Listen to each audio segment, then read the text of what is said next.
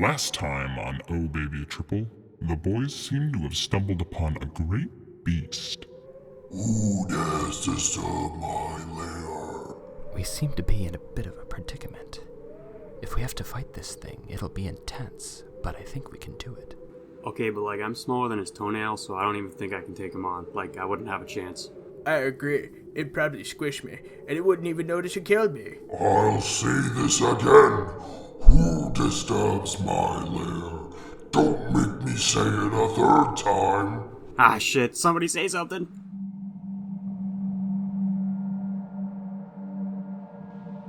Focus on my voice. Excuse us, but we seem to be lost. Lost, you say, and you just so happen to stumble upon my home? It would seem so. Oh, no worries. Where do you need to go? Well, we are looking for the town of Riverfell. Oh, I know where that is. If you head east, you'll make it about there in an hour or so. Thank you. Very kind. Thank you. Why haven't you killed us? Kill you? Why would I kill you? You're lost. Just because I'm a big monster doesn't mean I just resort to straight up murder. Ow! What the hell? You idiot. You owe him an apology, and I knew we should have listened to McCrae and taken the path back there. I have no idea why we listened to you. Honestly, I am too. Wait, so you didn't know where we were going? Not a clue. Then why did you say it with such conviction to believe that that was the right way to go? Listen, one path was nice, and the other looked like it had weeds and shit everywhere. I assumed nobody is taking that path, so I thought this would have been a better way. From now on, I'm going to be listening to McCrae. Holy shit, you guys sound like a married couple. Don't mind them. Thank you for your help.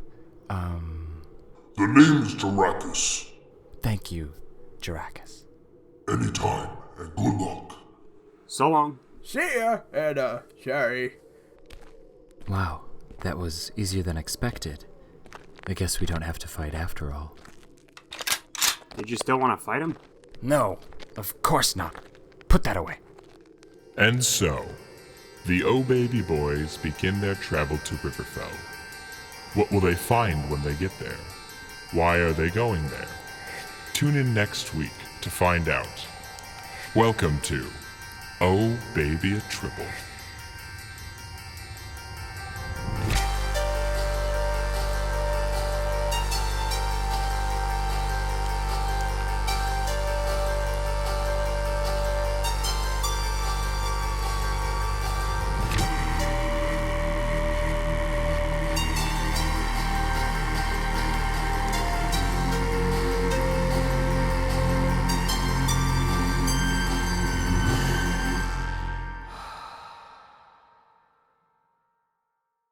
Hello, everybody, and welcome to Oh Baby a Triple, the TV show turned radio show turned podcast. And I'm your host Corey, and I am in a new state tonight. I'm living somewhere I've never lived before, and that's pretty exciting. We have a little bit of a different show tonight. We have a guest host. Hello, it is I, Mitchell. Last name redacted, but that's okay. I am a new part of the show, only for this part, maybe possibly, who knows, but that's okay. Mm-hmm. And I'm Ryan, and I am not new to the show. I've been a part of it for a while, and I'm not just for this episode. What a twist! What's a pretty twist? great. Truly. Yeah. So Mitch and I are actually in an Airbnb right now, so we're trying to be a little quiet because there's some house rules, and you might be able to hear other people behind us, but I'll do my best to cut that out in the edit, or Ryan will, I guess. I'll try. No promises, Use though. Use a gate. I mean, it creates a great ambiance. It does create an ambiance. You know, It's a feel. It's a nice feel. It's like was it like 4D audio? Yeah, 4D audio. Yeah. Yeah, like a 4D audio kind We of. have two binaural audio mics located on both sides of the house. So when someone's in the house, it'll sound like they're in your head. It sounds like the sounds are in your face. It's like you're here in the Airbnb with us. Yes. Crowded around a microphone with two two headphones or two earbuds. It's fan-fucking-tastic. I know. Professionalism at its finest. Yes. I should say just quickly, Harry's not joining us this week. He got a little busy, so it's just Ryan, Mitch, and myself doing the show. So, Ryan, do you want to tell us about the topic? Oh yeah, tonight we're going to be discussing. I don't know, not tonight. I don't know. It's whatever time of day you're listening to this, I guess. But now you know Day, that we're night, recording this at night. inside, outside. Yeah.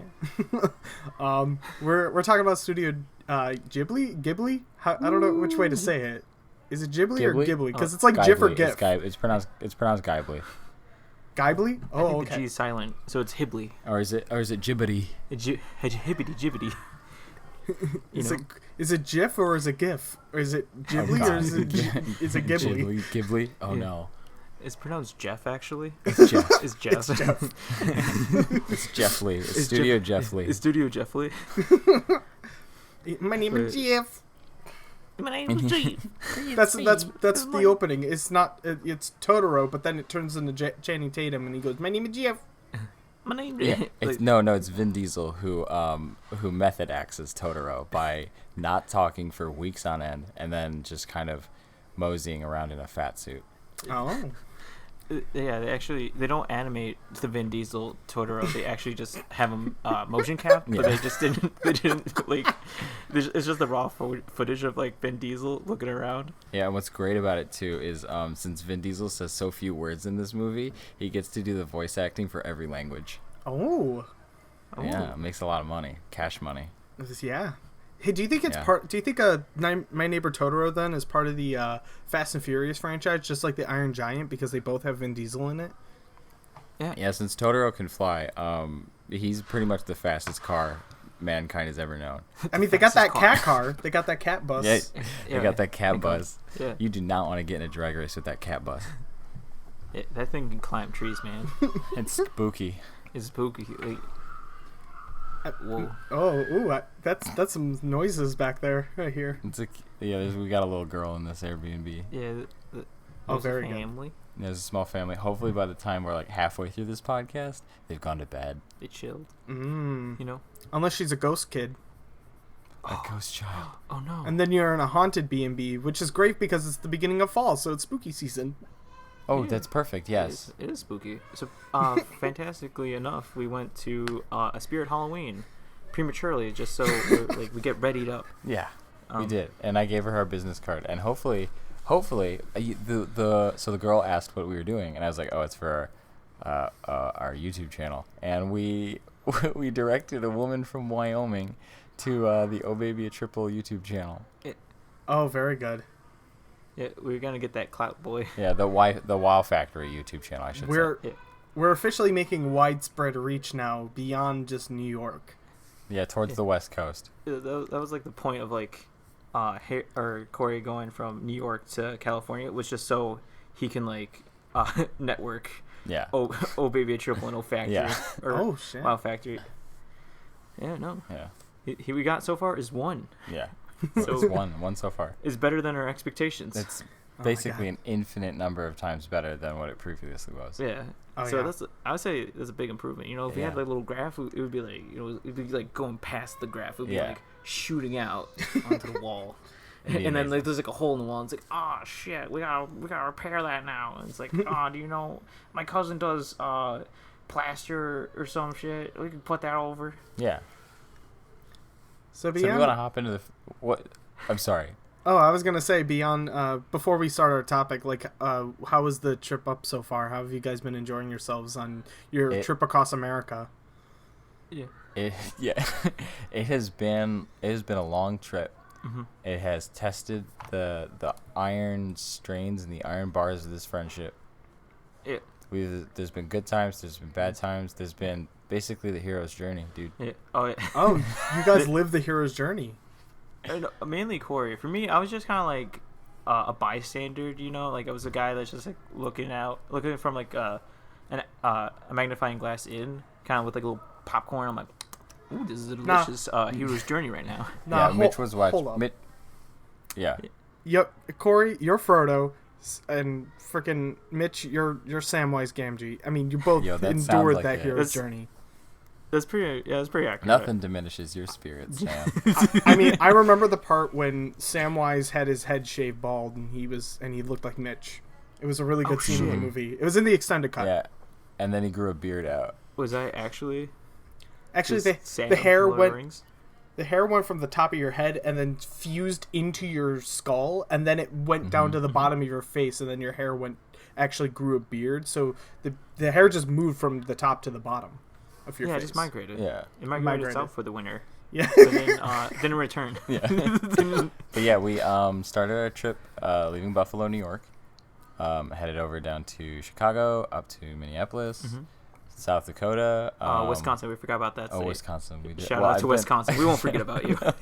I've been skipping a few states. Oh, yeah, it's true. I went from Buffalo to Chicago. I didn't even say Pennsylvania. No, we don't care about that. None of those. So, yeah, we went over and stayed at a shady hotel, Red Roof. Yeah. Stayed at a shady Airbnb in South Dakota. We thought we were going to die because it was out in the middle of a farm. And there was basically a little tight-knit community with 5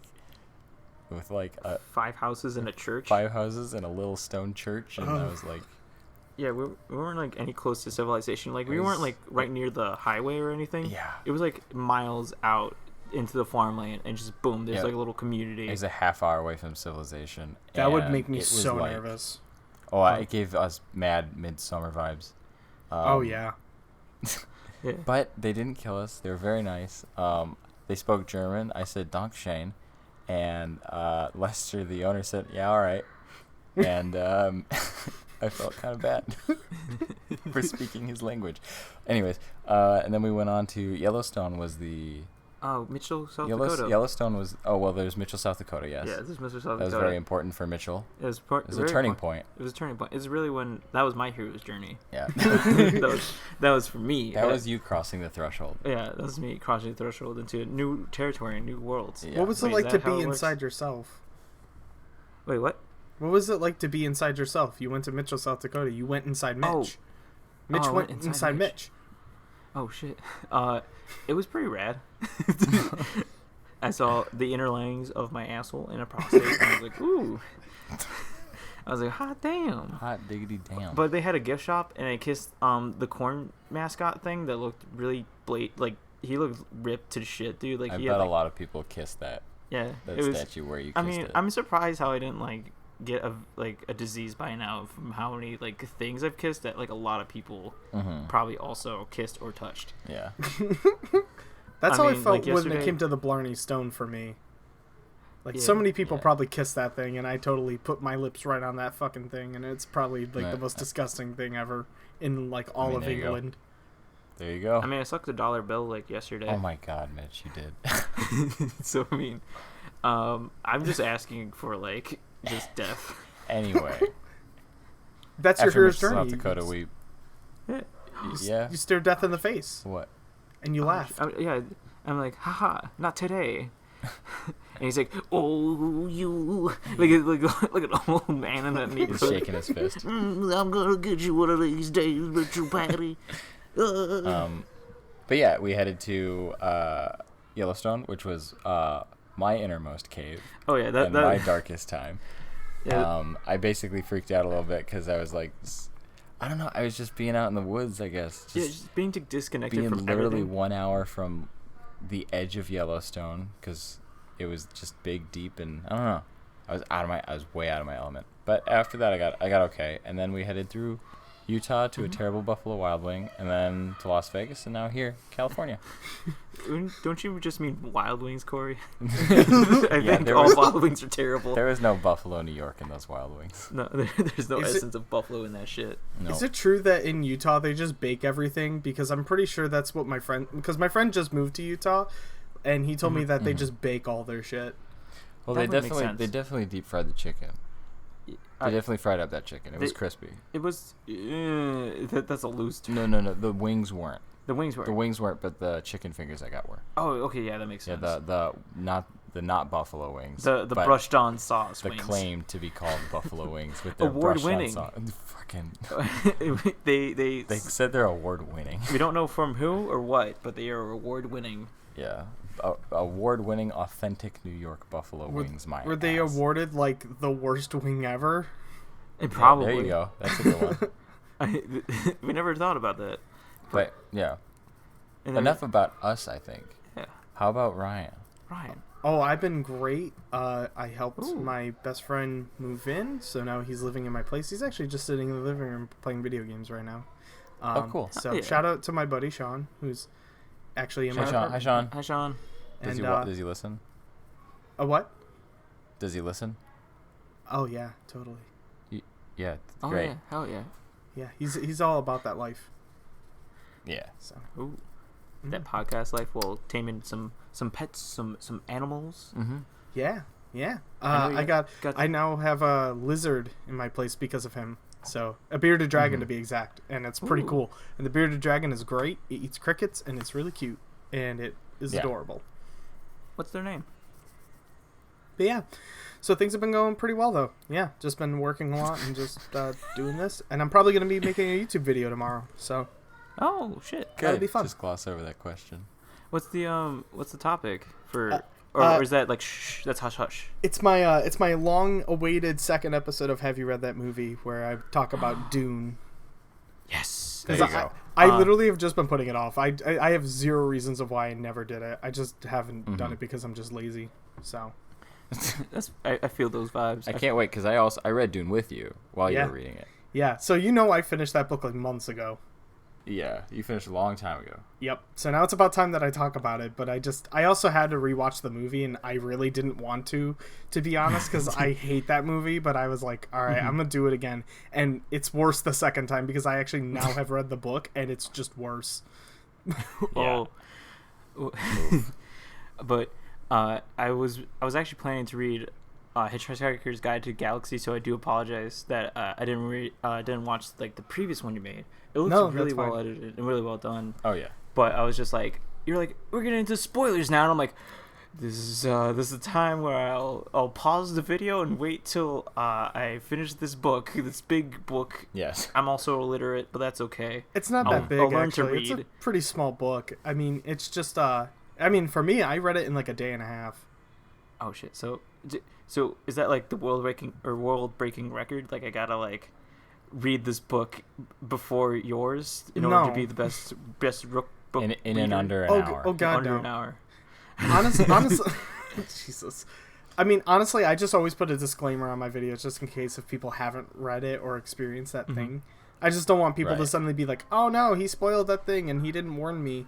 So I mean, because if you legitimately want to like read it, then that's great. Watch my video whenever.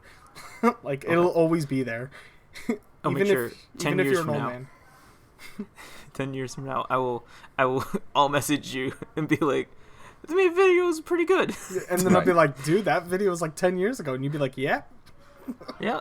Hell yeah. It took me a long time, but I did it. I read the book and then watched the video. Hey, I got an idea. We're 17 minutes into the podcast. Why don't we start talking about Studio Ghibli? Oh yeah, you're right. It's okay. Just a little bit of Studio Ghibli. Do we have to? Do we have? Well, we could keep just going with bits if we really want to. Well, here you go.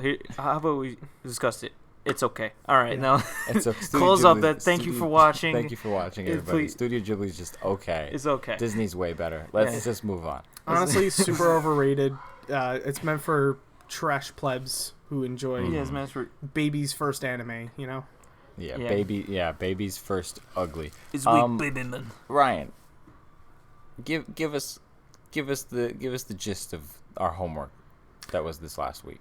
Oh, well, okay, so our goal was to essentially watch I think 4 movies spread across like the different directors of Ghibli, because Studio Ghibli's been around for a while. It was Hayao Miyazaki is like the name of Ghibli. Like when you think of Studio Ghibli, most of you think that every movie is made by this guy. He was the guy that started it all, but really like there's also like a bunch of other directors that have come along the way. But we watched 4 films. We watched Kikis Delivery Service, When Marnie Was There, Pom Poko, and Porco Rosso.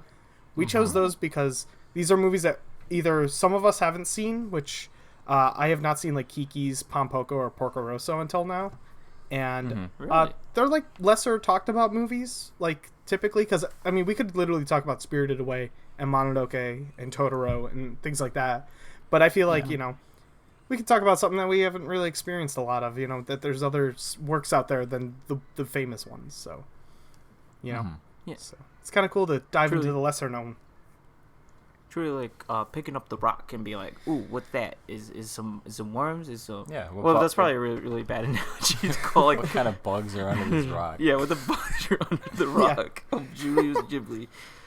Oh God, it's got 8,000 legs. Oh, it's got ants. Jesus. Oh no, it got ants, dude. Ah, shit. But yeah, I think it's definitely those movies. I actually watched 3 of them before, and I haven't seen when Marina was there.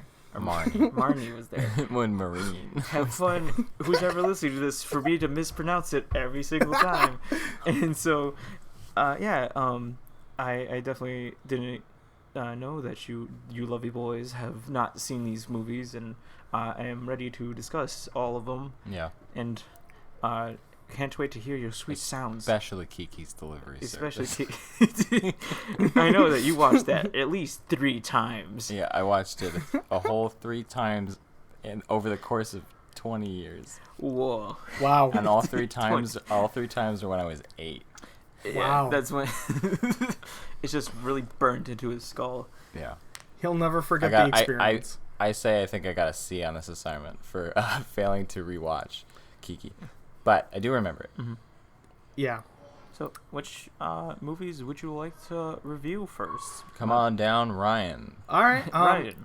Well, let's talk, I guess, about I guess we'll start with Hayao Miyazaki, anyways. But we won't talk Kiki. We'll talk Porco first because Okay. it's because I know you sound like you have like a deep burden with Kiki, so I'm gonna move that down a little more. So let's. We definitely shouldn't. We'll say talk about Kiki the for other last. Miyazaki movie, Porco Rosso. Right. This is Yeah. my first time ever watching it, so this was a Same. really exciting movie to get to finally watch because I wanted to see this because Michael Keaton was the lead in this movie, and Yeah. I was really excited about that because I love Michael Keaton to death. Mm-hmm. He's my favorite. He's good. Funny enough, I watched this movie twice, and I didn't know it was Michael Keaton the whole time. I was just like, man, that guy's voice is just so, sensual and juicy. I never really recognized. I was like, oh man, they picked out a really great voice actor. And then Corey told me, like, I think a couple days ago, he's like, yeah, Michael Keaton's in that movie. I'm like, what? Plays the lead. He plays the lead, and I'm like, Well, I had a bit of a different experience watching the movie because the movie comes up and it's like Michael Keaton, and I can't get the idea out of my head that this is just Michael Keaton, and he's putting some effort into being a pig. yeah. He's mostly just like, I'm talking to myself. Here's a one-liner. I gotta go back. Yeah. I gotta go. Keep working, girl. Come on. And then sometimes he got a little louder, but for the most part, I thought his delivery was a bit mellow. Yeah. It was a little bit more subdued than expected. But he did yell sometimes, and I liked it.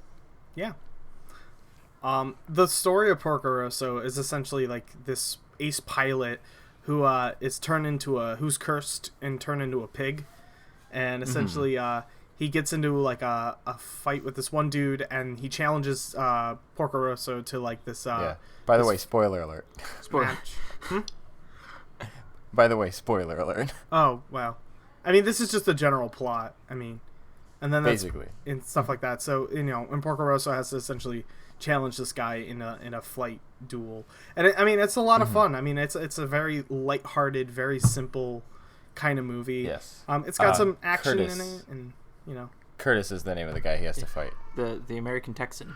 Who by the way is voiced by cut around this part please please Ryan William. It was voiced by Carrie Elway. Curtis, that guy. yeah. Which threw me off because Carrie Elway does not sound Texan at all, and I think he put on a pretty good Texan accent. Yeah. And he was in that role. I'm surprised I knew that name like so quick. Yeah, after wow. I said I forgot it. Wow. We totally didn't have to Surprising. cut out a whole. Corey just has a surprisingly Ryan, you should cut around it, but leave the part where I say, "God, Ryan, please cut around this." a long-term memory. He just got like like in Sherlock where he has a mind palace. That's what Corey had to do for like 5 seconds. Yeah, it's like Inception. I had to go into my mind and find my treasure chest of all my mind memory ideas. Like Corey's just standing in like white, and then just like these shells are just like. Yeah, like the Matrix. I had to do that at level 3 of dreaming, and it was just it was a mess. He has to do some spring cleaning. It's let me messy. tell you. Yeah, it's messy. Yeah. I get up out of bed when I wake up and come to the surface level. I'm all sweaty because I've been dreaming so hard. 3 levels. God. Yeah. He's like a naked baby. You know, so when Keanu Reeves comes out and he's like a little naked baby. Yeah. That's what Corey happened. Yeah. That's what happened to me. We are mashing up 3 like totally different movies. That's okay. Like 3 or 4 movies just got mashed up together. Ooh. Anyways, I love me some potatoes. Porco Rosso is a very fun movie, I think. Yeah. Yeah. It was very like. That's what I really like about Ghibli movies. It has like a nice theme. Like they always have a theme or like something. Yeah. Like a moral of the story of how, something in the real world is something you can connect to, and I like how it's not really just like, oh, this is some sad time, boys. It's always a happy time. It's always a good time. Yeah. And then it kind of shows in their character and in their ways of talking of like, what's been going on, what's been troubling them, what's good, why he turning into a pig.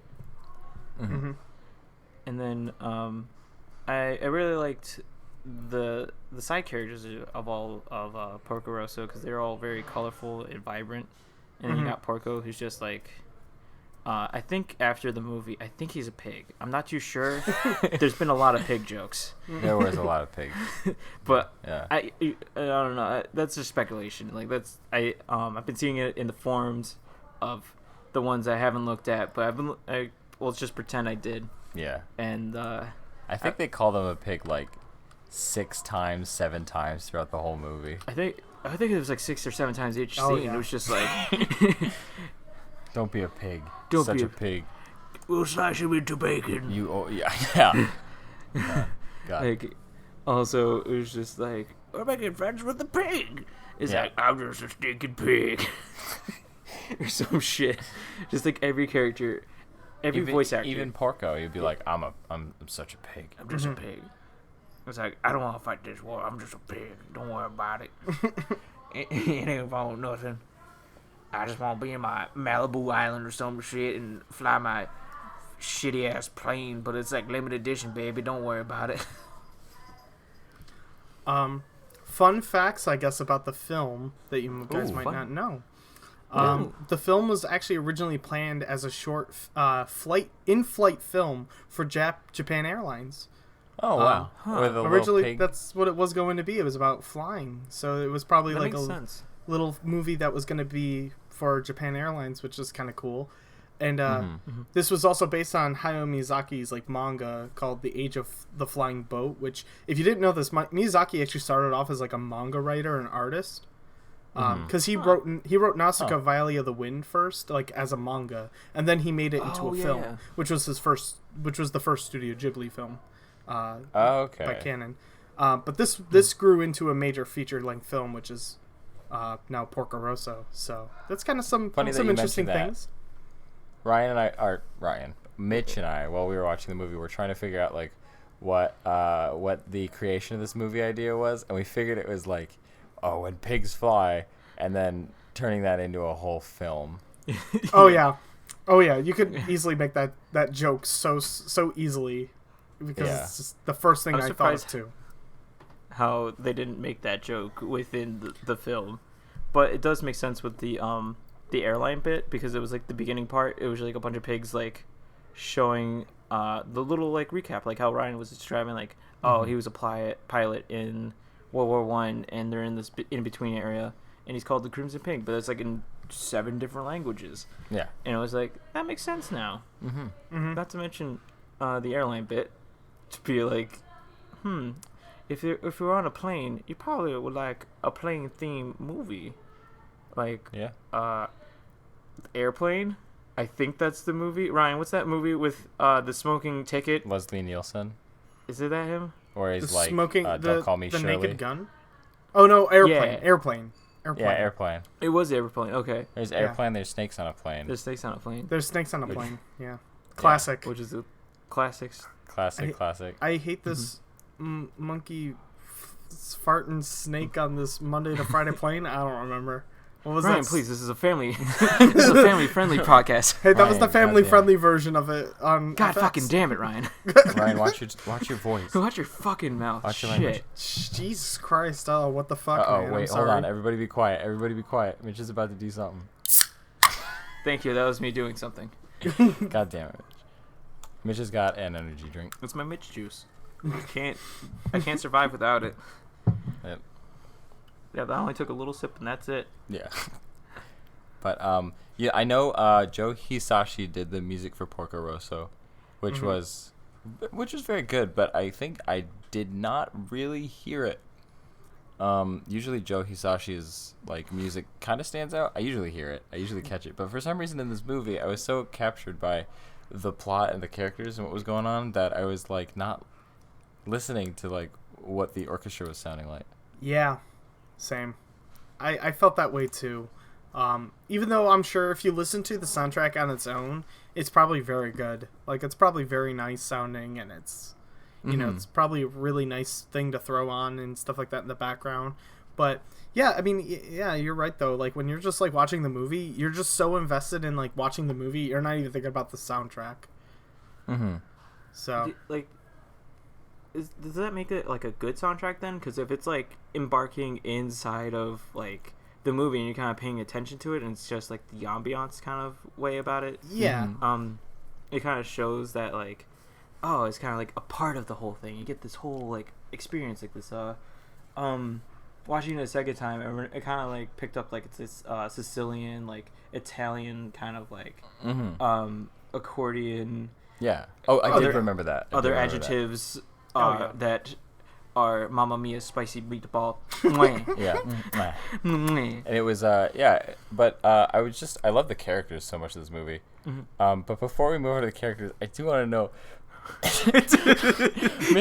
while I was talking about Joe Hisashi, Mitch was trying to hold back laughter so hard he started crying. oh my god. Because I was just like, you were kind of going on about it, and I didn't want to be like, the thing it's just like, I couldn't hear it. It's like, well, if you couldn't hear it, you should just clean out your ears, silly. That was it? Yeah, that was it. That's all I was thinking about. Okay. Amazing. And it was just making it worse, because I was just looking at you, like, what the fuck is so funny? Like, the fuck are you I thought he was going to say something funny, and then he started talking about the music.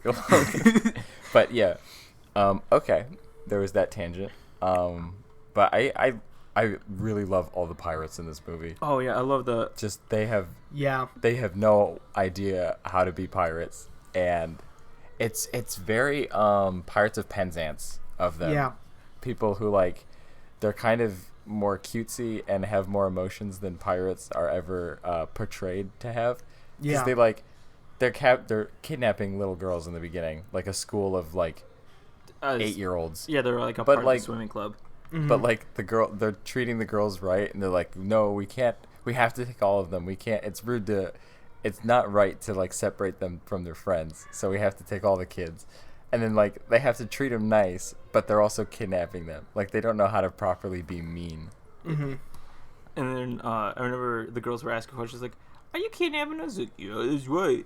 It's like it kind of. So does that make sense? Your house is like, yep, yes, do. And then they're like, you don't really bathe, do you? It's like, wow, you're a smart one, aren't you? like they're not even like vulgar, like trying to be menacing. They're just like, just wholesome, like tongue in cheek. Yeah, just sons of bitches. It's like they're all self-aware. Porco Rosso is gonna save them, and it's just 100% sure that he's gonna save them all. Have you guys seen Castle in the Sky at all? No. A long time ago, but. Okay. Well, like the airborne pirates in Porco Rosso really reminded me of the sky pirates from Castle in the Sky. They were pretty much very similar. They were both very like. At first, you're thinking, well, unlike the airborne pirates where they seem to be like, oh, these are pirates, but then they're just kind of bumbly and kind of, you just realize pretty quickly that they're not as bad as they seem, or they're just really bad at being pirates. Like the airborne pirates though in in Castle in the Sky, they start off very menacing, but then you find out that they're not bad at all. They're actually like they're actually like really nice dudes and stuff like that, and they're like actually there to help. Yeah. So it's like kind of a little twist on it where it's kind of fun. And, you know, and this kind of reminded me a lot of that in a way, because I was like, man, Miyazaki, I feel like you just kind of re-brought that back from Castle in the Sky. But I liked it, so it didn't bother me. I mean, it's not like a big deal. So I was just kind of like, oh, that seems very oddly familiar. And I was like, oh, yeah, they did that in Castle in the Sky. Where have I seen this before? You're getting snappy, Miyazaki. I see through your gaze. Where it's like the Gurren Lagann like director and like Promare. And it's like, I see that blue spiky hair. This blue spiky hair and the pointed glasses. This other protagonist, he also has blue spiky hair and glasses that are also pointy. I see you. I see you there. Don't think you're being sneaky. Also, can I just say that this is a weird movie because in the fact of the matter that, like, they bring up a lot about fascism. A lot. Yeah. Oh, yeah, they do. That I didn't expect. They like brought up like the Italian government and like men going off to war and like pretty much like how women had to like take care of the men's jobs and like all that. Yeah. And also like, oh, you gotta pick a side, Porco. Porco. You can't. That's a little Freudian slip. A little Freudian slip. That's gonna always happen to me. I'm just slipping on these Freudian slip bananas. You tried. I tried. There can't all be winners, can they? So, when Porco Rosso is literally saying like lines like "I'd rather much be a pig than a fascist," I was like, oh, okay. Yeah. All right. I was like, wow, a little anti-fascism thrown in there. I did not expect this out of a movie about a pig flying a plane. Like, I don't know why. I literally didn't expect it.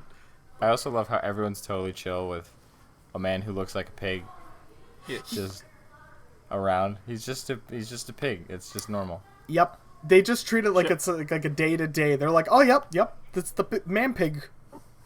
It's like, it's only his head that's a pig. He has human hands. And I find that interesting. He has very human hands. Like it's just big fat fingers. Is the rest of him human? Like, is there any other part of him that's pig? His feet. Weren't we discussing like he would have like a 30-minute orgasm? Oh, God damn it! Isn't that something we were discussing? Like, does he like get off for 30 minutes? You killed Ryan. Oh my God, kill me! I did it. All right. But also, people wanted to fuck Porco too. He got feet. There's He got feet. He got hands and feet. Yeah, I don't know why him having hands and feet is important, but yeah, he was definitely like a hit with the ladies. Yeah, like in the plane, and I think the one woman in the bar, she was like, I can't remember the dialogue, but she was like super hitting on him. Yeah. And he was like, "Maybe tonight, baby." And then a hard cut to him like eating alone in the corner. Yeah, that was a good shot. In fact, that was a shot you were like, this shot resonates with me. Yeah, where he's like low in the frame, eating alone in the corner of the room at a table. It's just silent. No one's saying shit. And I'm like, yeah, it was like me in my college years, just in my fucking apartment, just hardcore alone. Yeah. But college loneliness aside. The plane animations I thought were very good.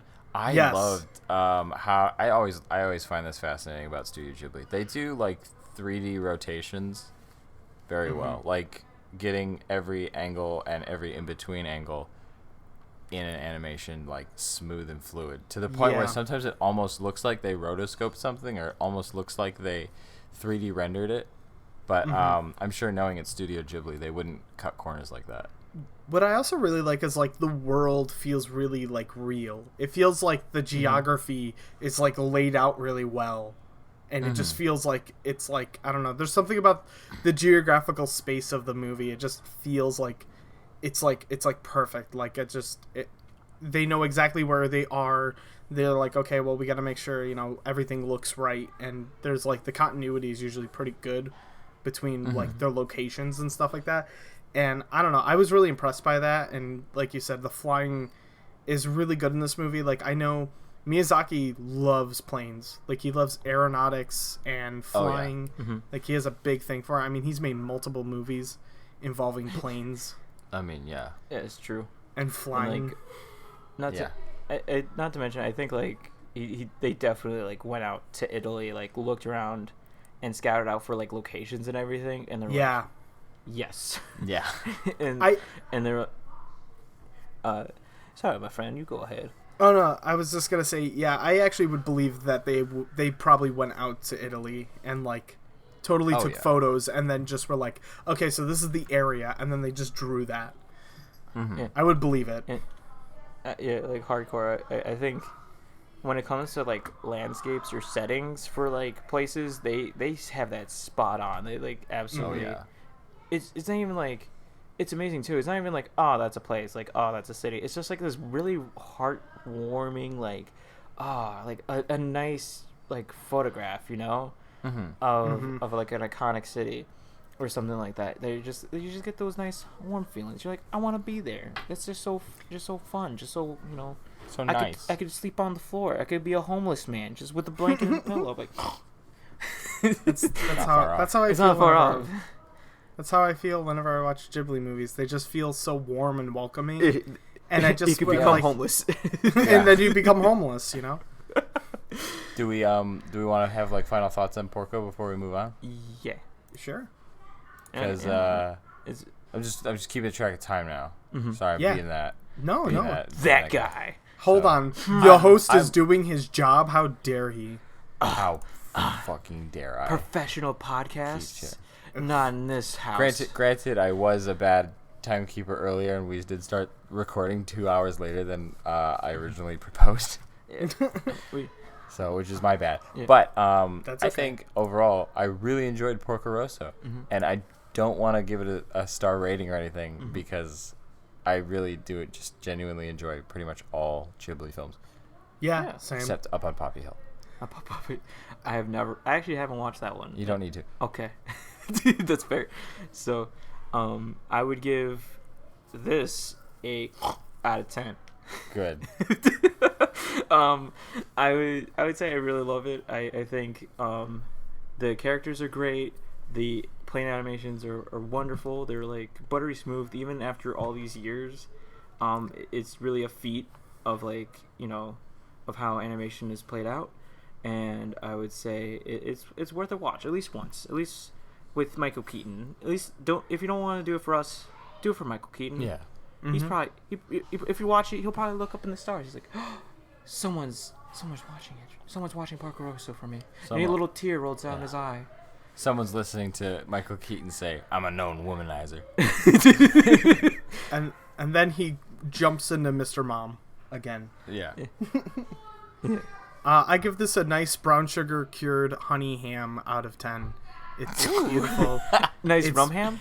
It's rum ham. No brown sugar. It's just rum ham, actually. Just rum ham. Out of 10. It's beautiful. It's delicious, and I get drunk. It's just rum. It's just rum. Yeah, no, I love this movie. It's great. I mean, I like all Ghibli movies, so I'm gonna all give them great ratings. So just expect it. But yeah, no. Oh, absolutely. I love this movie. It was great. I'm so glad I finally got to watch it. I feel like it's been a long time coming, and I don't know, like going through experiences like this, it just makes me go, why didn't I watch all of these movies like at once? Because it just reinvigorates my love for Ghibli every time I jump back into watching a bunch of them, and then it just makes me go, why didn't I watch all of these in one sitting? I think they're definitely like one of those like Ghibli films in general are always like when a new one comes out, you're like, yeah, like, absolutely. And then you kind of give it a little rest, you kind of give it a little break, but then when you come back, you're like, yeah, it's like, oh shit, it's always great. And it's just always a good time. It's never just like you look at it and you're like, I hate it. I don't want it. Get it out of here. Put it in the trash. I've had that experience once, but Oh yeah. Which movie would that be, Corey? I'm not gonna say the name again. I can't utter those words out of my lips. No. No. Shall we move to the next movie? Yes. Yeah. What's the next movie, Ryan? We can either continue on the Miyazaki train, or we can hop off for a hot second and try a different How director. about we hop off? Let's, All right, yeah, let's- let's take a little break. Let's A little detour. talk about Isao Takahata, because he's a really, really well-known name. And, he did Grave of the Fireflies, and also our next film, Pom Poko, which, I mean, he's a much different filmmaker than Miyazaki. Miyazaki's all about, like, so the much fantastical and more... Well, not to say that Pom Poko isn't fantastical, but I guess, like, Isao Takahata typically goes a little more grounded, typically. But Pom Poko's, like, probably his more fantastical movie I've seen from him, because this is more, like, lore and kind of, like, mythology background and, like, classic storytelling, storybook stuff in, like, Japanese definitely culture. not grounded. Yeah. It's pretty over the top. I guess you could say it's pretty balls to the wall. Oh my god. Alright? Okay, can we just... We're gonna get the elephant out of the room. Yes, it is raccoons, and their testicles get really large. And Or they use it to it's fight tanuki. people. They legit killed a man with testicles. Yes, they That did. is something amazing.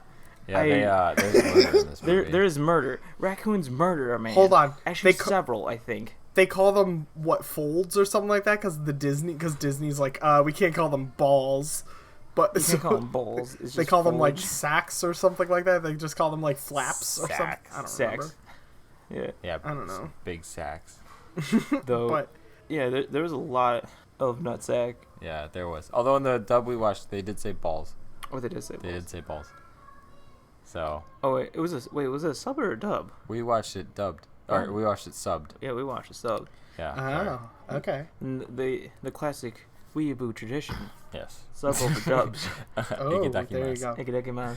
I watched yeah. it dubbed. I watch only Ghibli dub, because the only reason why I do that is because the dubs are all done by, like, legitimate actors and stuff like that. Well, I mean, Yeah. because it's Disney does the dubs for them, so they get, like, really good actors.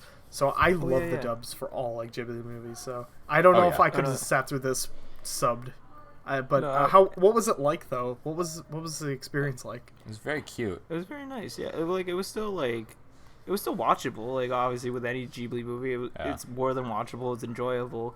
But, like, I obviously agree with you too, Ryan. Like it's crazy because when Marnie was there, we still had to watch it sub because we were totally watching it on legal anime websites and not Absolutely. anything else. When you say legal anime websites, that already makes it. That's like a. We watched it self, on. That's like negating itself. We're watching it on Crunchyroll and Hulu. Yeah. I thought you said And- Fruit Loop.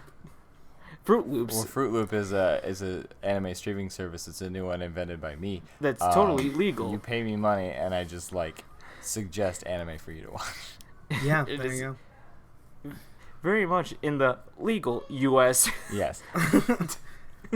But I thought the sub was actually really really nice. I don't know who they had being like the main protagonist, Raccoon, the young one, but his voice was like really high pitched and very very innocent and cute sounding, and I just thought it was great. They did a great job voicing these raccoons because they were all just they sounded like just tiny little raccoons who would like not only be hyper realistic raccoons sometimes, but also these like just monochrome, like these thin brown. 2D brown raccoon shapes that were just like kooky.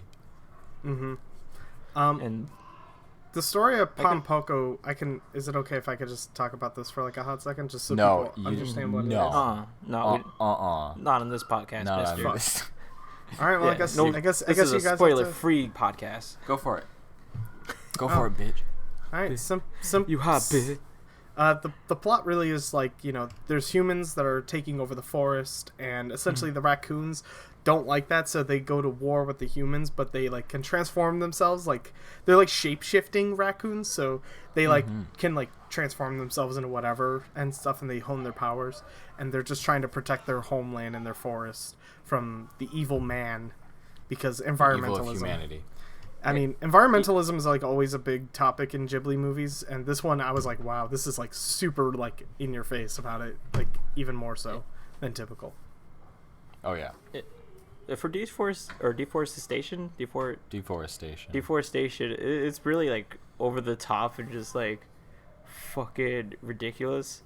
I guess you could say it's balls to the wall. Am I right?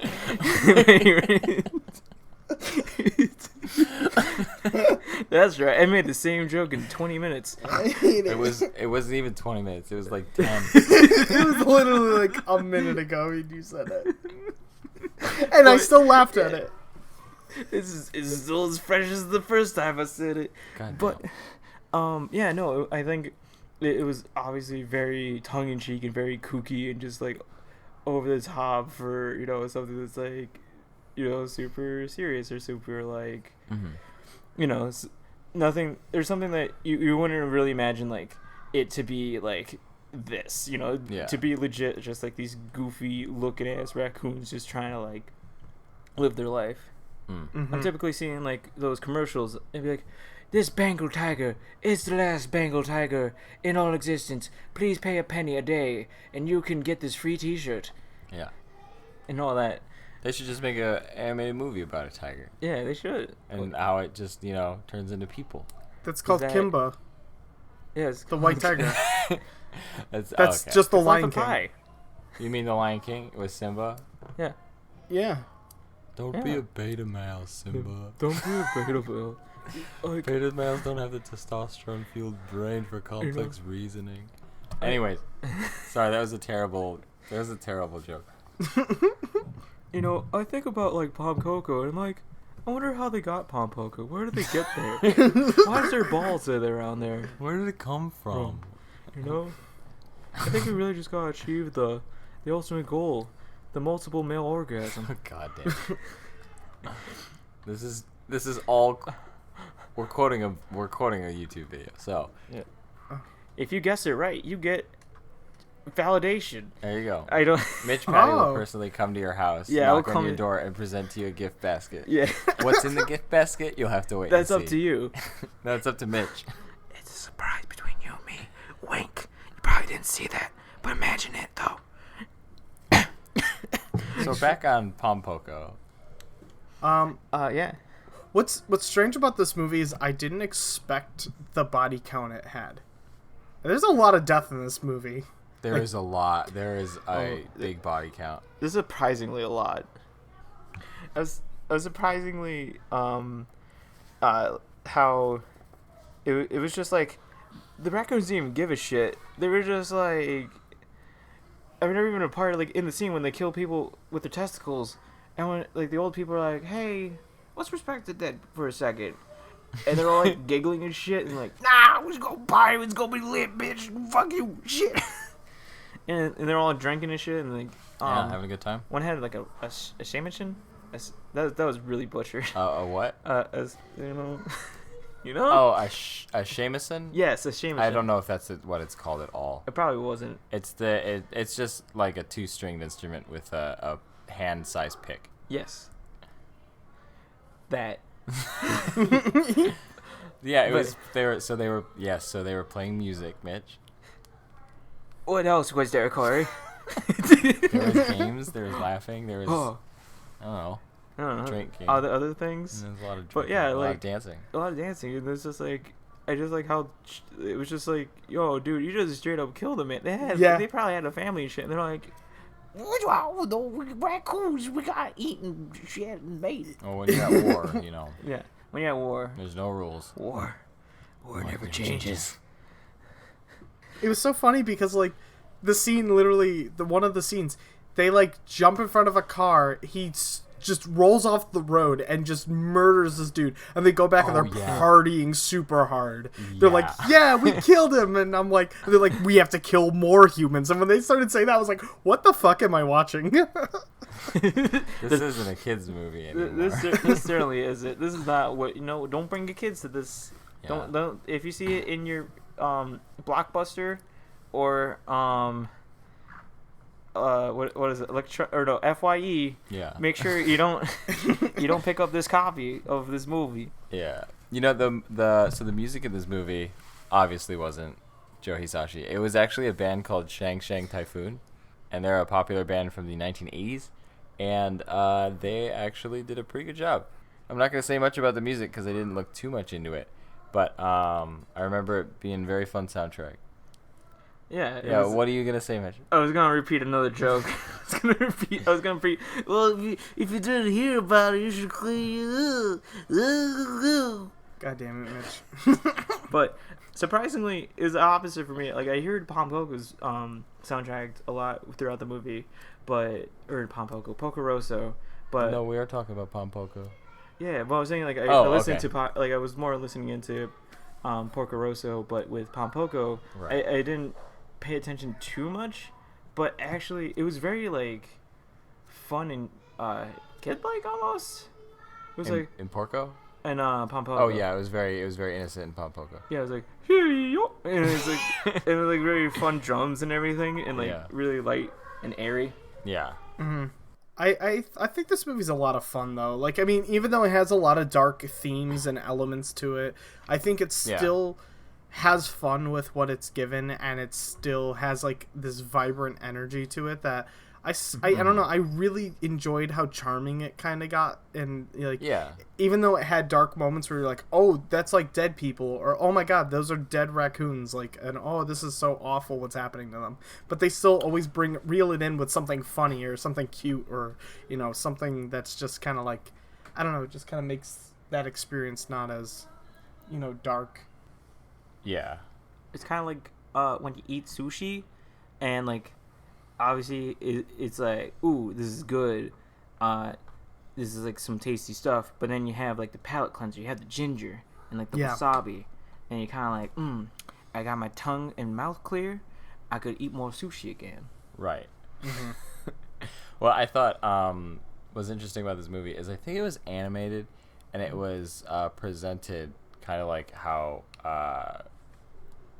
how quirky and how innocent and how fun a raccoon is. When I was watching it, because at the beginning they kind of present everything to you, and it's these are the raccoons, this is what they do, ha ha ha, they're having fun, and then it almost seemed like the movie was having fun kind of explaining it to you. I felt in a way the animation and the pacing of the movie and the way it showed things, because it was cutting back and forth between just so many things, almost like a documentary, just kind of giving you information. Yeah. And it was treating a lot of these little scenes as just kind of fun, quirky bits. Yeah. So I thought actually the movie was animated and crafted kind of how the raccoons acted. Just kind of fun, upbeat.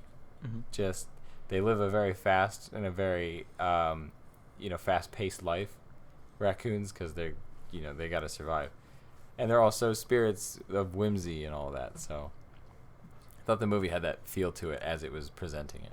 Yeah. Mm-hmm. Not to mention the animators must have had a field day, because they went from realistic cartoon or realistic raccoons to semi Ghibli looking raccoons to just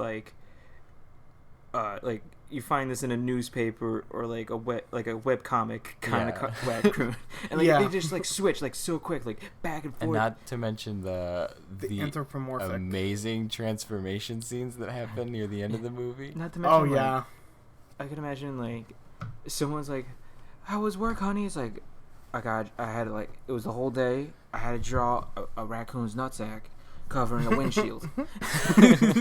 God damn it. Dude. I had to animate a raccoon turning into an elephant, then turning into Buddha, and then turning into a jet fighter, and then after that turning into a monkey juggling Buddha's head. Yeah. I can imagine. This was in a meeting. It's all right, we got all these things down. What? Can you guys do it? And all the animators are looking around yeah. It's I'll take that as a yes. We're gonna do it. Yeah. The animators are crying. Actually, if you look real close, you can see Tears. like in the cells, you can see animators' tears. Make sure you look. If you're not watching without your kids or with the loved one, make sure you look. Get a magnifying glass, pause it, and around the transformation scene at the end. You tried. And these slips, man. I'm just like, woo, woo. Though, Good shit. yeah, it definitely felt like a very like a mockumentary. Would you call it that? Would you call it like a? It's kind of like joking around with. No, because it wasn't making fun of the documentary genre. Yeah, that's the only thing. Yeah, this wasn't like a documentary or anything like that. Mockumentary It would be close. It definitely formatted itself like a documentary, kind of presenting information, but it was more like a fun. story. It was like more like a storytelling. Like I feel like it was more like a fairy tale. Like someone was reading it at a bedside, and like just reading you the story of these raccoons, which are actually technically tanukis because they transform. Which is if you play Mario, the reason why when you're in the tanuki suit you could turn into a statue. That's it. That's the reason why. Yeah, there you are. And you must know Pom that Poko. when Mario is flying in the Tanuki suit, right? He doesn't have he's not holding a parachute, right? Yeah. It's his nutsack. He's holding balls. Oh yeah, I forgot about that. It's the sack. It's the pouch. The raccoon pouches. There's just so much stuff going on in Pom Poko that I just keep forgetting. Like even when we watched it like a couple of days ago, I just completely like erased my mind. How there was literal tanukis falling from the sky, and guess what? Their parachutes are just nutsacks. There's just a bunch of them just going down. Yep. A lot of them, just all of them. And it's wild. Yeah. I really like that they also had like the foxes in there too as shapeshifters. Yeah. That was kind of cool, and that was like, oh, that's kind of neat. And like they were given that like option of, survival of the fittest kind of thing, whether the raccoons can be like the foxes and turn themselves into humans and just stay as humans and be successful and wealthy, or do they stay with the with their pack and just go through the situation that they're going through continuously. Like I really enjoyed that aspect and element, and I didn't expect that, and I was like, oh, that's kind of nice actually. And I like the design of the foxes too, in like both human form it was very and strange. when they transform back. It was kind of cool. Yeah, I think it was a really nice world building aspect where it's just like it's not just tanukis talking to tanukis, but it's like they talk to like other tanukis from other villages, and then like they also talk to foxes, and like figuring out how it's kind of like the foxes were like an example of like how it's foreshadowing. I'm really just spitballing these vocab words, but it's more of like they were an example of like what happened previous to a wilderness animal and like what they did to survive. Yes. And it kind of made them like you were saying, like, do we try to do something different, or do we try to like assimilate and be humans? Right. And they chose both. And it was crazy. And it was wow. Dude. Yeah.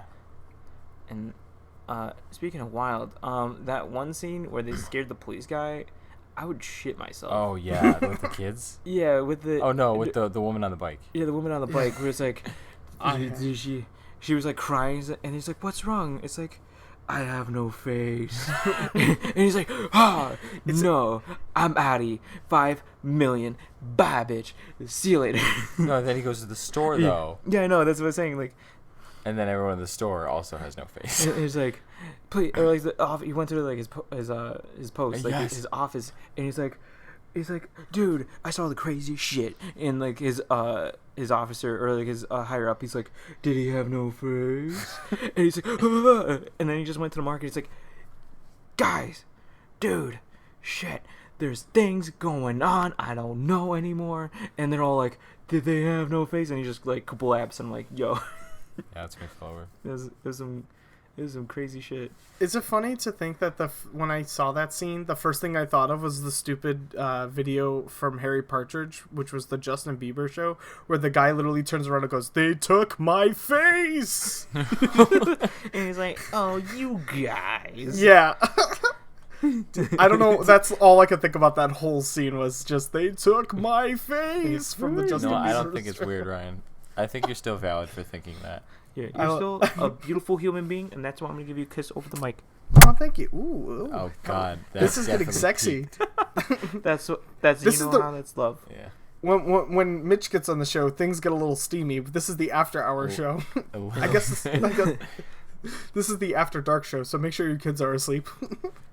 make sure you tuck your kids to bed because we're gonna talk about some raunchy shit. Yeah, We're going to talk about not frickin' raccoon testicles and kisses over the microphones. Talk about big Yeah, orgasms. big for 30 minutes. I think we should do final thoughts on Pom Poko. Yeah. I liked it a lot. I thought it was very fun. It's probably one of the most fun, goofy, silly Ghibli movies I've seen. Mm-hmm. It wasn't at all like super serious. It wasn't at all. I mean, at the end, it was very serious about the environment, which I liked and appreciated. But it was just full of whimsy. It was just quirky and weird. And I think you need a movie like that sometimes. You need a movie that's like a Tanuki. Yeah. This is definitely probably Iso Takahata's more lighthearted works, definitely for sure. I mean, obviously, rest in peace to him. You know, he did pass away, unfortunately. Rest his soul. But honestly, yeah, this is probably his most lighthearted because the only other movie I'd seen of his was Grave of the Fireflies, and that movie is like absolute depression tank hole. So, if so this was a very nice change of pace. I really like this movie. I didn't expect to like it as much as I did. I was actually not really sure how I was going to feel about it, but I came out actually quite satisfied. I liked it. Yeah, I agree with both of your points. I think it was very fun. I would say that it was certainly like I can imagine like Ghibli films, like they always like kind of ease you into like the weird shit, and you're like, all right, I'm on this roller coaster ride. But like Pom Poko's like, nah, we're going in hard, like All the way. all the way. They're having a goddamn battle. This raccoon mom is gonna bang on a goddamn drum and disperse this thing. And I would say that it's definitely very fun, very cutesy. There was just so much there's so much replay value. Like there's a lot of Video games. replay value. Choose your own adventure, Pom Poko edition. Do you kill the guy with your testicles, or do you let him slide? Who knows? Yeah. But You let him slide. I definitely think it's one of those. It's one of those movies that you could definitely like watch again and find like new things about it, or like remember things that you kind of forgot about that were like a little hazy. Yeah. And I would kind of give this a 1 or 2 testicles out of 10. Really? That's Yeah. a really 1 low or 2 out of rating. 10? I mean, that's a lot of testicle, man. I mean, 10 testicles 1 or is a 2. lot, but Yeah, only 2 one or testicles. 2, man. Yeah, 1 or 2. Like you know how much one testicle can hold? But you got 10 potentially. Oh shit. Yeah, I'll give this 10. Okay. I'll give this. How many tanukis were there? There were like what, like 20 of them? Like 400 testicles out of 10. I'm glad I had no sway in your opinion on this movie. Yeah, nope. Good. That was my own genuine valid opinion, and I'm sticking to it. It's 400. Good. Very What's good. up next, Rye Guy? Next is another director who is becoming a new up-and-comer. Lately, his name is Hiromasa Yombayashi, and he made the film When Marnie Was There, which came out in 2014. When Marine. God damn. It was a wonderful film. You say wonderful. I say it's still a good movie, and I know that Corey, you have like some feels. So why don't you talk first, I guess, about it? Me? Okay. Yeah. I think it's a very nice movie. Music is very good. Music is not by Joe Hisashi, actually. The music is by Takasugu Muramatsu, who did a very good job. And actually, I did listen to the music of this movie. In fact, I went further than that. I I binged the soundtrack to the movie when after I first watched it because the music is goddamn beautiful. There's a point in the movie. There's a theme that almost sounds like the main theme to Kingdom Hearts, the piano one, not the song, not the singing one. Mm-hmm. But there's just a beautiful this movie's got some beautiful themes. It's got a great cover song. Always something about being alone. Just Me is like a great song for it. Mm-hmm. It's got a great little tune that you hear throughout the piece. And even beyond that, there's a couple moments where there's no real music, but it's just kind of maybe ambiance sounds and ambiance chords being played. Mm-hmm. Sonically, this movie is really well put together. There's a lot of sound in this movie to be heard. Yeah. More so than Porco Rosso and more so than Pom Poko. Just, I think because probably how they structure this movie, they definitely put a focus on music being cues to important parts of this movie. Mm-hmm. So I just love the soundtrack. It's so good. Yeah, I agree. I can't see a reason why music really makes sense to be the focus. It probably isn't. I'm just maybe over focusing on it. But the main character has asthma, and she's basically going to revisit family. Or not revisit, but stay with family by the beach, where the air is cleaner, and she ends up having a lot of, weird experiences that change throughout the movie. Mm-hmm. So I guess music could be a mystical thing in this film, something that suggests mystery and wonder. But yeah, I felt like this movie was interesting because should I just hop to it? What the big thing at the end is? It's a hero's journey. Well, I had a feeling that it is strange that at the end of the movie you find out that Marnie is not a love interest that you know of, but Anna's grandma is a grandma. It was weird. That was weird. And it reminded me of Up on Poppy Hill. The kind of incestuous suggested thing, but not directly. And this movie wasn't directly suggesting it, but I don't know. In my American eyes, it looked like they were starting a very nice girl-girl relationship. How sweet. Yeah, sweet little innocent girlfriends. Yeah, between grandma and granddaughter. Yeah. You know what's really funny is when I first saw this, I didn't realize, I didn't pick up on that until the second time when we were watching it together. I was when you guys were saying, oh man, they're this might be gay romance thing, and I was what? And then all of a sudden I was watching, I was oh, and then I started realizing slowly but surely what you guys were talking about, and then I was I did not pick up on this the first time I was watching it, and I was just because I was man, this movie's amazing, it's so great, and I love the story, and I'm thinking, oh, that's so sweet, and it's the grandma, and I'm just thinking about how cute that is, and then all of a sudden I'm oh, when you guys are looking at it on that level, I was okay, I can see where you could. I could see where you would get that implication and where that would suddenly go in the other direction. But when you guys are saying that they were interested in each other, I was oh no, they're gonna be in for a world of pain when they find out that this is the grandma.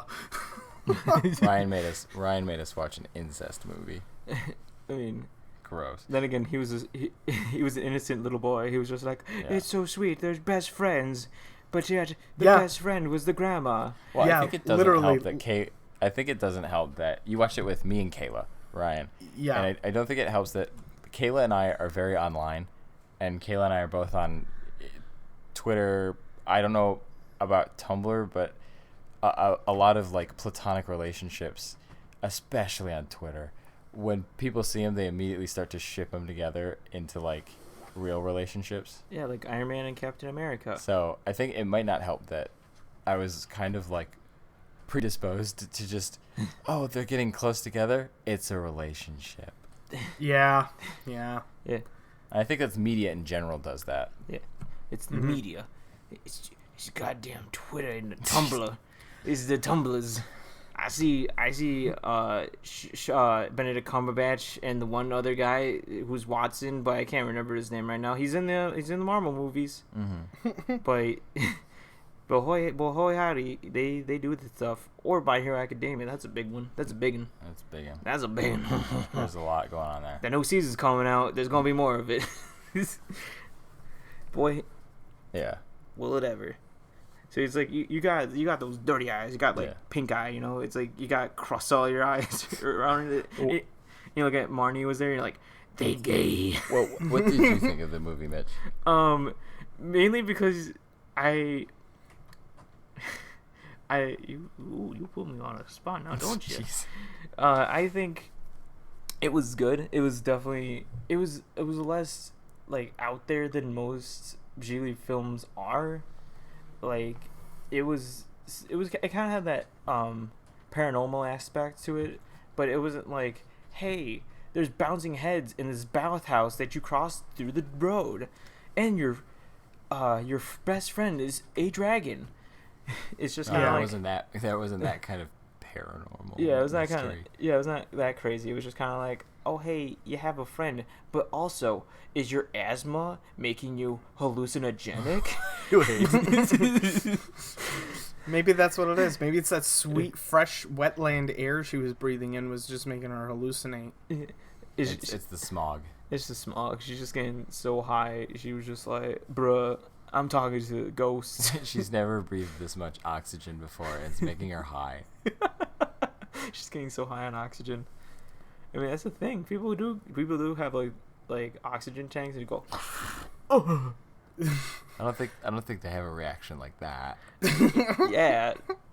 Who would have those react? Not me. I don't. Are you sure it was oxygen you were snorting? Oh no. Wait, I saw the tube go up your ass, Corey. Were you feeding me farts? Oh my god. Were you feeding me farts, Corey? I'm jumping ship on this bit. No, come back, Corey. I'll throw you a wrap. So hey, Corey, come over here. I got some bit for you. I have something here. I climb onto Ryan's wrap. Did you know?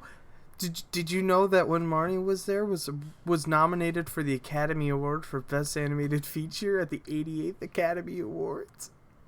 I actually did think the animation quality in this movie was fantastic. It's beautiful. Yes. It's a gorgeous looking movie. Animation wise, it's fantastic, and then the backgrounds of this movie are also just. There's the scene where they're picking mushrooms in the forest. Oh yeah, the forest is goddamn beautiful.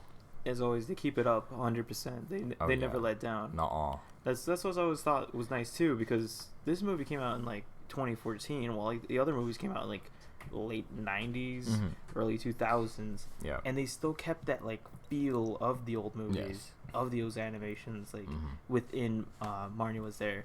This movie, by the way, is also guilty of referencing pigs. Really? Oh yeah, right. Yeah. That scene where obviously Anna is just still in that stage of being sociable when she isn't too much, because she obviously has dark past. Ooh. And when one of the locals is just like, what you got here for your wish? It's like, normal life. Hey everybody, she thinks she's a normie. and Anna's like, you're just a fat slut, you're a fat pig. And she's like, well, I never. And then she's like, I hate you, I'm running away. And she's just going down the stairs and cries. And that's me every party. That's true. It's true. Hashtag relatable. Even when there's not stairs, I try to run downstairs. Yeah. And there's those scenes, and I'm like, this hits too close to home. Please turn it off. Yeah. I don't want to see it anymore. Because I definitely resonated with Anna, yet not at the same time. Maybe because I'm older, but I can imagine at that time I was just a little. I'm just a little emotional little boy. I'm like,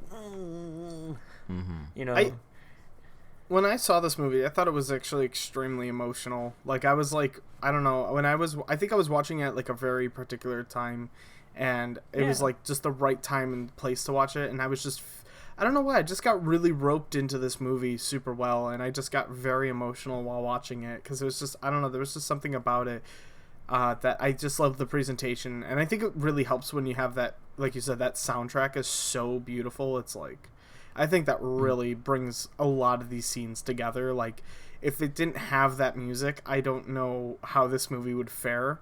But I still really, really enjoy this movie, and I hope that Yonbayashi continues his track record, because I was really impressed with this movie, and I know he's directed. I think he did The Secret World of Arrietty, but I didn't see that. So, but I would like to watch that now, because I did really like this movie. Yeah, and I think too, like, the music was definitely the strong glue putting it all together.